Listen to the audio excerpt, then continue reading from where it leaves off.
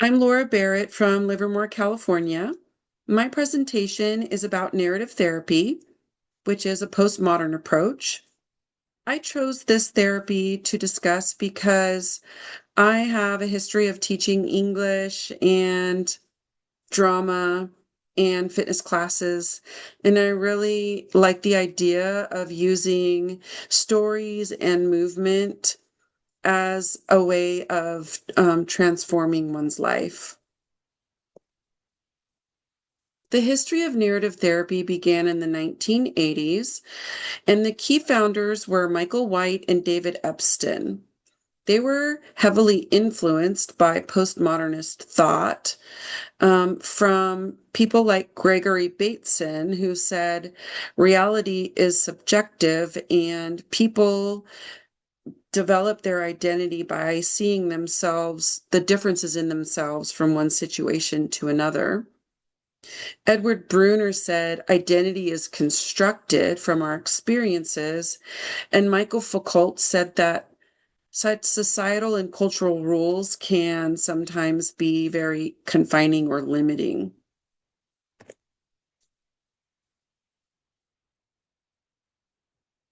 The core concepts of narrative therapy are first that the person is not the problem is the problem, and people live by stories. And sometimes dominant stories can be limiting to people. In other words, people take on narratives that are unconscious and developed when they're very young, and they don't even realize that they are judging themselves according to these narratives that are no longer serving who they are in the present. And therefore, change occurs by taking those problems or those limiting narratives and externalizing them and separating them from the person. Once clients can see that they are not part of who they are, but something that they internalized at a very young age, they can deconstruct and figure out where those false narratives came from and how they affect their lives. And once they're able to do that, they can reauthor alternative stories that are more closely matched to their current identity and their current life goals. So the counseling relationship involves a collaboration between the client and the therapist. And the therapist does not act as the expert, but relies on the client as being the self-expert. The therapist's job is to listen for the client's values and hopes and to ask questions to unpack their stories, some of which are going to be authentic to who they want to be, and others of which are going to be ones that clients will want to discard or quiet as part of their narrative. Also, the therapist's job is to help the client to reauthor their new narrative with new language, empowering themselves to be on the trajectory that more closely fits their current values and their current identity. Populations that are well suited for narrative therapy are populations that have experienced stigma in one way or another. So it is a broad collection of groups from people with depression, anxiety, grief, and trauma to people with eating disorders, also children, adolescents, marginalized groups, or couples and families.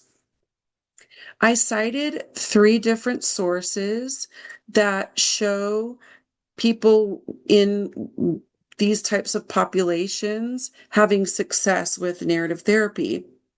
The first one was by Jorgensen et al. In 2024, and they had therapists use narrative therapy with children to help them feel more powerful in situations where they felt powerless and unable to change their situations.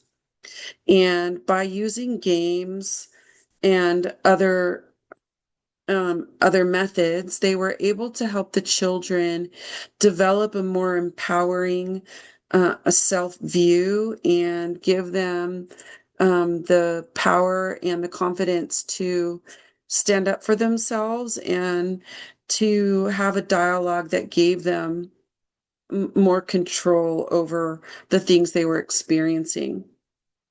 In this study by Conti et al., they used narrative therapy with people who had eating disorders, and the narrative therapy ended up being very successful, helping them to separate themselves from their body dysmorphia. They were able to realize that the body dysmorphia was more attached to false narratives that they had internalized and not attached to who they were as people. And they were able to therefore get more control over not being connected to their body. And they were able to have a more of a connection to their authentic selves. And their symptoms were greatly reduced. In the study by Etamari Charda et al., they used narrative therapy in a group setting for women, Iranian women whose spouses were struggling with substance abuse or addiction. These women were able to develop new narratives for their lives and practice them with each other in the group. And they were also able to act as support systems for each other.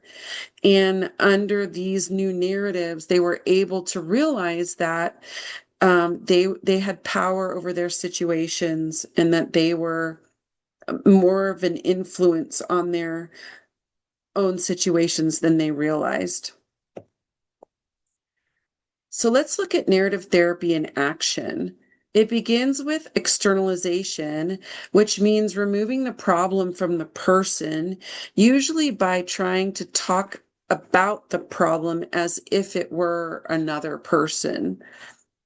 The other part of narrative therapy is deconstructive questioning, meaning once the problem has been removed from the person, they can then start to realize where it came from and the effect that it's having on them and their current situations.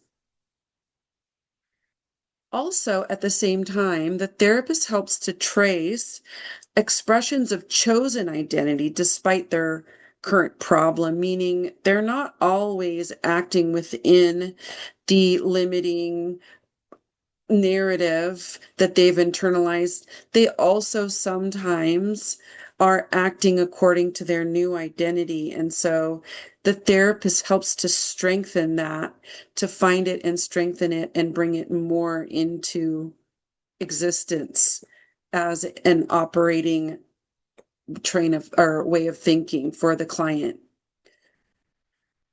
Once they can see that they have their chosen identity in operation, they can begin to reauthor their new identity by creating new and empowering stories with new words and new language and new metaphors.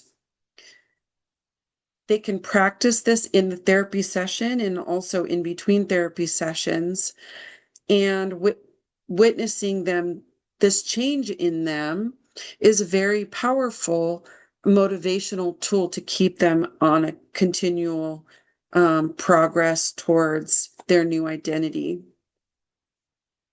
Witnessing change can be things like sending them a letter or writing it down or having people in their life verbally notice the changes that they have been able to see in them. I have a little dialogue here that shows this therapy in action. So the client says, I've just always been an anxious person. I overthink everything and it makes me feel stuck. The therapist replies, let's look at anxiety as someone outside of you trying to take over. What would you call it if you were a character? Maybe the doubter. It always makes me question myself. That's a powerful name. When the doubter shows up, what areas of your life does it mess with the most? Mostly at work. It makes me second guess my emails, freeze in my meetings, like I'm not good enough to speak up. Yet last week you told me you led part of a team meeting. Doesn't seem like the doubter was in charge then. Yeah, I did. I felt nervous, but I also remembered how prepared I was. I guess I showed up as the leader that day. I love that, the leader. What would a story about you as the leader sound like? It would be about someone who still feels doubt but leads anyway, someone who's starting to trust themselves. May I write you a letter reflecting your leader story so you can return to it when the doubter tries to take over? Yeah, I'd like that. It's easier to believe when I hear it from someone else, too. So you can see the different stages. This is definitely condensed, and this type of questioning might take place over several sessions with a lot of other discussion happening in between. But you can see the externalization process and picking apart the narrative that is limiting and strengthening the narrative that is closer to who they want to become. So I'm just going to do a very brief discussion about how narrative therapy works best when it is coupled with the emotions are that are involved in experiencing the narratives that affect the client.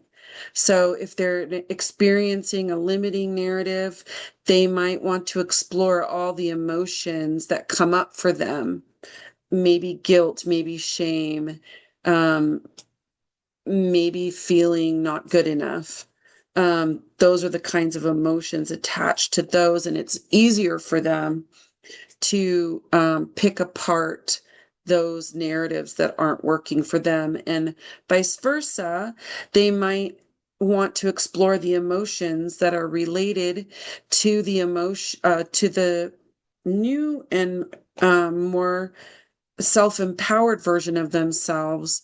For example, if they were able to be the leader, they could talk about the feelings that accompany that feeling of being a successful leader. And with that, it activates the default mode network in the brain, and you can see that all these areas of the brain are activated, and those messages are more deeply embedded in their experience and in their memory and more likely to stay.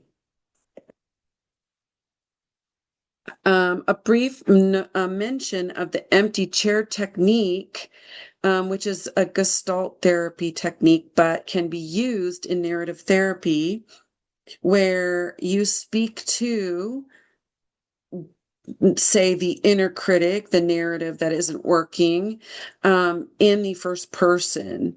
You show up when I least want you to be there, and you tell me I'm not good enough. And then it might speak back to that person. Um, you're not good enough. You are never going to be the leader. You're never going to be good enough. And so by using first person, it helps them to embody those emotions that go along with that narrative. And the other way around, if they're speaking to in first person to their more empowered self, their leader, they're more likely to embody those emotions, those sensations, those physical reactions to becoming that character in their narrative. So the cons of narrative therapy are that it's less structured, not ideal for crisis, and it requires a certain level of verbal ability. and it may lack immediate symptom relief. But the pros are that it is non-pathologizing and is based on the strengths of the client and client-centered, which makes it very culturally sensitive and good for many different types of populations because each client can develop the identity that they prefer and that most closely suits their situation. Thank you for listening to my presentation about narrative therapy. I hope that you learned something from my presentation, and thank you all for your presentations as well.